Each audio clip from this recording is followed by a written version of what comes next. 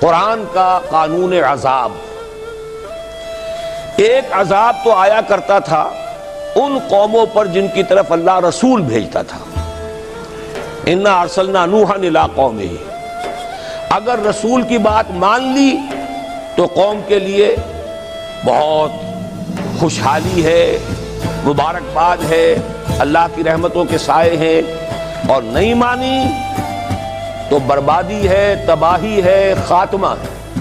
پوری قوم نوح غرق کر دی گئی، پوری قوم عاد ختم کر دی گئی، حضرت ہود کو نہیں مانا، پوری قوم سمود ختم کر دی گئی، حضرت صالح کو نہیں مانا، عمورہ اور صدوم کی بستیاں ختم کر دی گئی، حضرت لوط کو نہیں مانا، آل فرعون غرق کر دیے گئے، حضرت موسیٰ کو نہیں مانا، مدین کے علاقے کو تباہ کر دیا گیا، حضرت شعیب کو نہیں مانا۔ یہ بات سمجھ میں آ گئی؟ لیکن جب سے نبوت اور رسالت کا سلسلہ ختم ہوا، اس قسم کا عذاب اب دنیا میں نہیں آ سکتا۔ وَمَا كُنَّا مُعَذِّبِينَ حَتَّى نَبْعَثَ رَسُولًا، ایسا عذاب ہم نہیں بھیجتے رہے جب تک کہ رسول کو نہ بھیج دیں۔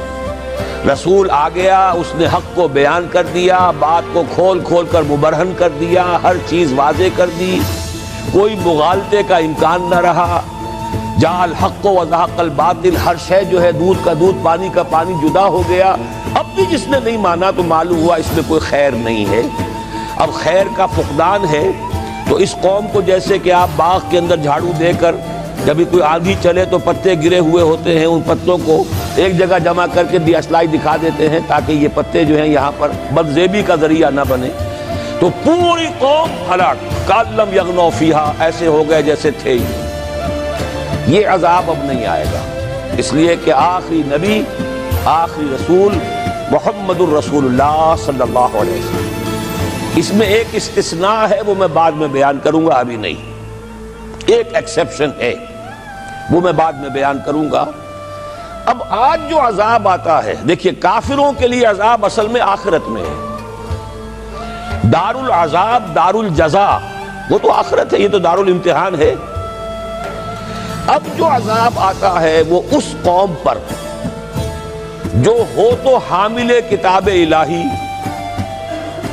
شریعت خدا بندی کی کسٹوڈین، اللہ کے رسول کی نام لیوا، اس کے ساتھ عشق کا دعویٰ کرنے والی، عمل اس کے برعکس ہو۔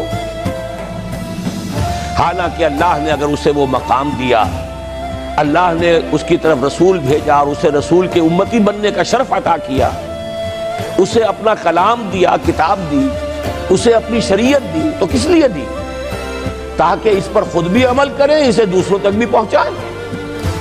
وہ گویا کہ اس روئے ارضی پر وہ امت، وہ قوم اللہ کی نمائندہ قوم ہوتی ہے، ریپرزنٹیٹو ہوتی ہے۔ اے انسانوں، ہمارے پاس ہے تمہارے خالق اور مالک اور پروردگار کا قانون، ہمارے پاس ہے اس کی ہدایت، ہمارے پاس ہے اس کی کتاب، ہمارے پاس ہے اس کے رسول کا اسوہ۔ آؤ ہماری طرف، ہمیں جانچو، ہمیں پرکھو، ہمیں دیکھو، ہم واقعتاً اسی کتاب کے مطابق چل رہے ہیں نا؟ دیکھ لو، ہم جو کہتے ہیں وہی کرتے ہیں نا؟ وہی بات تو نہیں ہے کہ لما تقولون ما لا تفعلون، کبر مقتا عند اللہ ان تقولوا ما لا تفعلون۔ آؤ دیکھو، ہم نے اس کتاب کے مطابق، اللہ کی ہدایت کے مطابق کیسا اچھا معاشرہ بنایا ہے، کیسا انصاف ہے، کیسا امن ہے، کیسا بھائی چارہ ہے، کیسی اخوت ہے۔ آؤ دیکھو ہمارے ہاں تقسیم دولت کا نظام کتنا صحیح ہے۔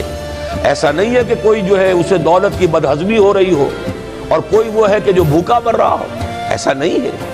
دیکھو ہمارے ہاں انسانی شرافت، انسانی عزت، انسانی پریسٹیج اور انسانی حقوق بہتر سے بہتر شکل میں موجود ہیں، حریت ہے، آزادی اظہار رائے ہے، سب کچھ ہے۔ یہ کام اگر وہ امت کرے تو اس سے زیادہ خوش نصیب کوئی نہیں۔ پھر دنیا میں اس کو غلبہ ہوگا، دنیا کی خلافت اس کو دی جائے گی، دنیا کی امامت اس کو دی جائے گی، دنیا کی قیادت اس کو دی جائے گی۔ جیسے کبھی اقبال نے کہا تھا کہ سبق پھر پڑھ شجاعت کا، عدالت کا، صداقت کا، لیا جائے گا تجھ سے کام دنیا کی امامت کا۔ لیکن پھر وہی سبق پڑھنا پڑے گا جو صحابہ کرام نے پڑھا تھا، جب صحابہ کرام نے وہ سبق پڑھا تھا تو دنیا کی امامت اللہ نے ان کو عطا کی تھی کہ نہیں کی تھی؟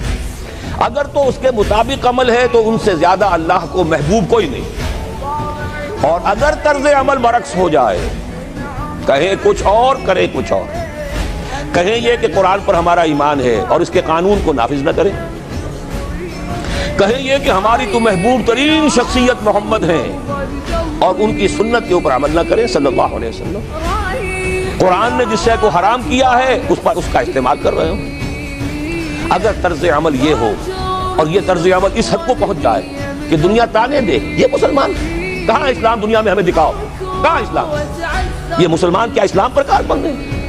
جارج برنارڈ شاہ نے کہا تھا کہ میں جب قرآن پڑھتا ہوں تو محسوس کرتا ہوں اس سے بہتر کتاب کوئی ممکن نہیں، لیکن جب مسلمانوں کو دیکھتا ہوں تو محسوس کرتا ہوں ان سے زیادہ ذلیل قوم دنیا میں کوئی نہیں۔ یہ کنٹراسٹ ہے جو اپنے وجود سے پیش کر رہے ہیں۔ کیا اس کی وجہ سے لوگ اسلام کی طرف راغب ہوں گے یا اسلام سے متنفر ہوں گے؟